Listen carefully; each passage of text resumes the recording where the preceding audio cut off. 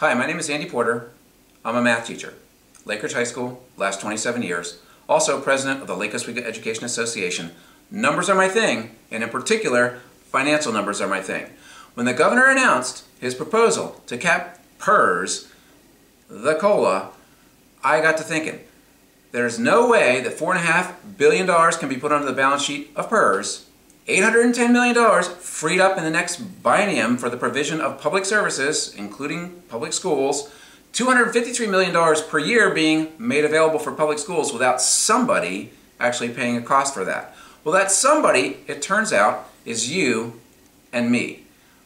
What I did as soon as I found out that this proposal had become live, when the governor actually put it forward as an idea, was I got out my spreadsheet and I started to build a little model. A model that I could use to actually understand it. When my model was finished, I thought to myself, holy cow, this is something that every PERS member should see, because the numbers that come out of my model are absolutely eye-catching, and you should be concerned, just like I am, about this completely unfair proposal. So what I'd like to do right now is guide you through how the model works. First, I'm going to show it to you. So here it is. And this is what you would see when you open up the spreadsheet and are ready to get started.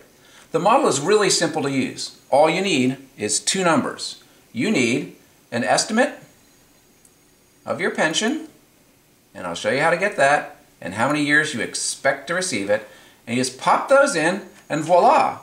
An estimate of the proposal's impact on you appears. Now, as it turns out, that $41,000 is an estimate of my pension.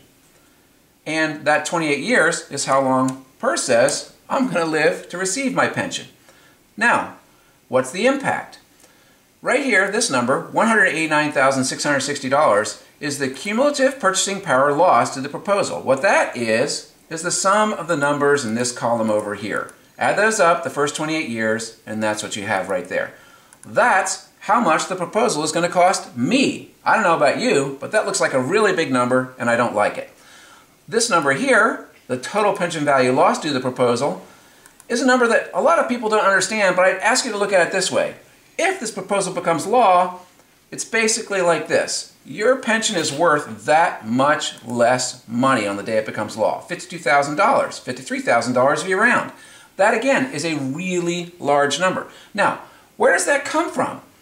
What you have over here is 4 columns. This column right here is how your pension would grow if the current system continues. This column over here is how your pension would need to grow if it kept up with inflation. And by the way, current system pensions do not. And this is how your pension would change over time under the governor's proposal. Now, the best way to understand the impact of the governor's change is to look down here at this graph. And this is a really important thing for you to see. This top curve is how your pension would need to behave if it tracked inflation. In other words, just kept your purchasing power up with the increased cost of living. This is how your pension would behave under the current system. Notice, it does not keep you up with inflation, but compared to this bottom line, which is what the governor is proposing your pension will do, does a much better job than the governor's proposal. What you're looking at here is a fundamental change in public policy. The current system is designed to have retirees not keep up with inflation, but at least have a chance of staying close. The governor is proposing a change that will make it so that that, in fact, no longer happens. That you would expect your pension to not keep you up with the increased cost of living associated with inflation. Now, I look at those 3 curves and it troubles me. It troubles me that the current system does not keep me up with inflation, but I'm okay with that. What really troubles me is that the governor is saying not so much to that idea. That's a fundamental alteration in how retirees are receiving their pensions. And it's an explanation as to why this number is that large, $190,000 in cumulative purchasing power loss, and this number is that large, $53,000 lost on the day they signed law.